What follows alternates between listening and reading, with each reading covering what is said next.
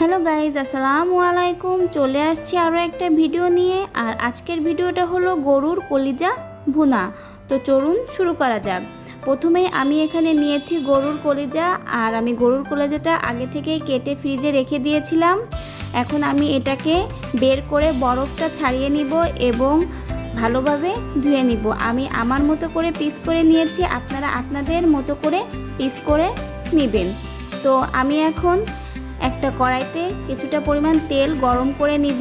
আর তেলটা গরম হয়ে গেলে আমি এতে সমস্ত মশলা দিয়ে দিব। প্রথমে আমি কিছুটা পেঁয়াজ কুচি ও রসুন কুচি খুব ভালোভাবে খয়রি করে ভেজে নিব। ভাজা হয়ে গেলে আমি তার ভিতরে অন্য সকল মশলা যেমন আদা, রসুন, পেঁয়াজ বাটা, ঝাল বাটা, কাঁচা ঝাল, ধনিয়া, জিরা, এই সমস্ত মশলাগুলো খুব ভালোভাবে তেলের সাথে ভেজে নিব। মশলাটা যখন খুব ভালোভাবে ভাজা হয়ে যাবে তখন আমি এখানে টুকরো করে রাখা কলিজাগুলো দিয়ে দিব এবং কিছুটা সময় নিয়ে অল্প আছে খুব ভালোভাবে মশলার সাথে ভেজে নিব। কলিজাটা যখন খুব মশলার সাথে ভালোভাবে ভাজা হয়ে যাবে তখন আমি এতে অল্প পরিমাণ পানি দিয়ে কিছুটা সময় ঢেকে কষিয়ে নিব। আর আমি এর ভিতরে কিছুটা গরম মশলাও দিয়ে দিয়েছি, সেটা আমার আগে বলতে মনে ছিল না।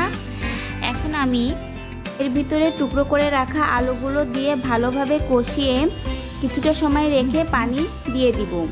এখানে আমি কিছুটা বেশি পরিমাণ পানি দিয়েছি সেদ্ধ হওয়ার জন্য। এখন আমি এটাকে ঢাকনি দিয়ে ভালোভাবে কিছুটা সময় সেদ্ধ করে ঝোলটা টানিয়ে নিব। এখন আমি এখানে স্বাদ মতো কিছুটা চিনি দিব। আপনারা চাইলে এখানে চিনি দিতে পারেন, না চাইলে দিবেন না। এভাবে আমি ভালো করে কিছুটা সময় অল্প আঁচে রেখে রান্না করে নিব।